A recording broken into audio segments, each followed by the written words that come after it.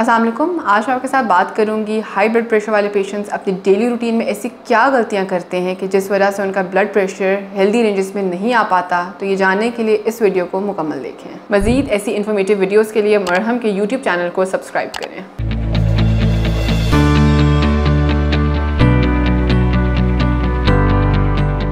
Assalamu alaikum, I'm Zoha Sohail. I'm working as a senior lecturer at Ashley Medical College and a clinical nutritionist at मरहम। आज मैं आपके साथ बात करूंगी हाई ब्लड प्रेशर के पेशेंट्स अपनी डेली रूटीन में ऐसी क्या गलतियां करते हैं कि जिस वजह से उनका ब्लड प्रेशर कंट्रोल नहीं हो पा रहा होता।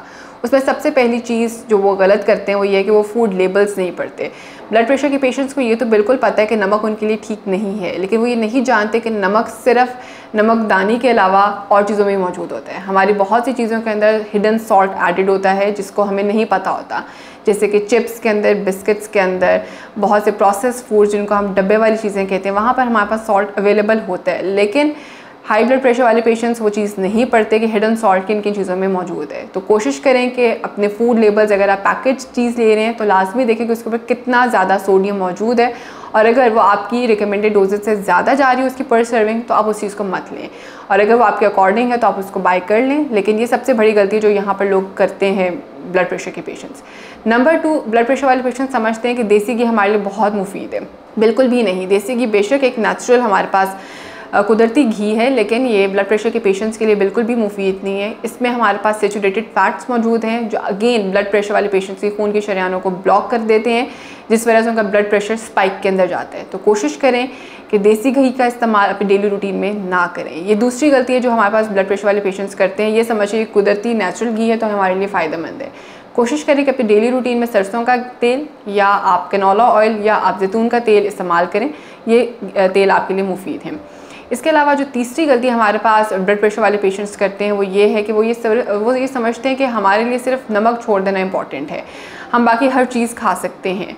बिल्कुल भी ऐसा नहीं है। आपके लिए मैदे वाली चीज़ें भी उतनी ही नुकसानदेह जितना आपके लिए हाई सोडियम चीज़ें नुकसानदेह, क्योंकि जब आप मैदे वाली चीज़ें खाते हैं ये आपकी बॉडी में एज फैट की फॉर्म में स्टोर हो जाती है, चिकनाई की फॉर्म में स्टोर हो जाती है, और अगेन आपकी खून की शरीयानों को ब्लॉक कर देती है। तो आपके लिए मैदे वाली चीज़ें भी बहुत ज़्यादा नुकसानदेह हैं। तो कोशिश करें कि इन चीज़ों को अवॉइड करें। और चौथी गलती हमारे पास ब्लड प्रेशर वाले पेशेंट्स ये करते हैं कि उनको लगता है कि जितना ज़्यादा वो डायूरेटिक्स का इस्तेमाल करेंगे उतना ज़्यादा उनकी बॉडी से पानी खारिज होगा, और पानी जितना खारिज होगा उतना उनका ब्लड प्रेशर कंट्रोल रेंजेस में आएगा। तो ऐसा नहीं है।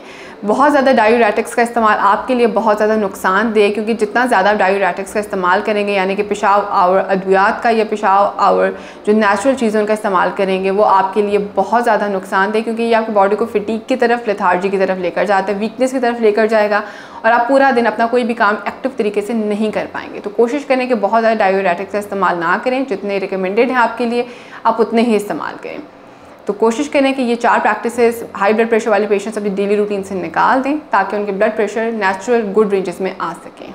इसके अलावा अगर आपके पास कोई क्वेरी है तो आप कमेंट सेक्शन में जाके हमसे अपनी क्वेरी के बारे में पूछ सकते हैं, और अगर आप मेरे से अपॉइंटमेंट लेना चाहते हैं तो आप मरहम के प्लेटफॉर्म पे मेरे साथ अपॉइंटमेंट बुक करवा सकते हैं।